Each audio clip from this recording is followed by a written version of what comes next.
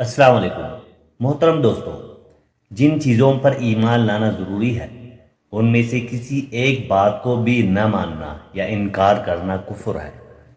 مثلا کوئی شخص خدا تعالیٰ کو نہ مانے یا اس کی صفات کا انکار کرے، یا دو تین خدا مانے یا فرشتوں کا انکار کرے، یا اللہ تعالیٰ کی کتابوں میں سے کسی کتاب کا انکار کرے، یا کسی پیغمبر کو نہ مانے یا تقدیر کا انکار کرے اور قیامت کے دن کو نہ مانے، یا اللہ تعالیٰ کے قطعی احکام میں سے کسی حکم کا انکار کر دے،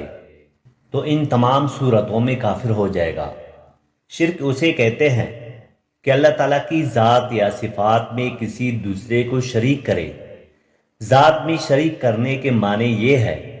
کہ دو تین خدا ماننے لگے، جیسے عیسائی کے تین خدا ماننے کی وجہ سے مشرک ہے، اور اسی طرح سے آتش پرست کے وہ دو خدا ماننے کی وجہ سے مشرک ہوئے، اور جیسے بت پرست کے بہت سے خدا مان کر مشرک ہوئے۔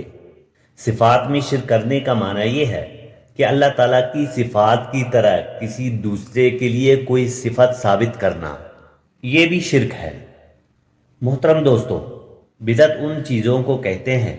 جن کی اصل شریعت سے ثابت نہ ہو، یعنی قرآن مجید اور حدیث مبارکہ میں اس کا ثبوت نہ ملے اور اسے دین کا حصہ سمجھ کر کیا جائے، اس کو بدعت کہتے ہیں۔ بدعت بہت بری چیز ہے، اس سے آپ صلی اللہ علیہ وسلم نے منع فرمایا ہے۔ اسی بدعت کے بارے میں آپ صلی اللہ علیہ وسلم نے فرمایا کہ ہر بدعت گمراہی ہے اور ہر گمراہی دوزخ میں لے جانے والی ہے۔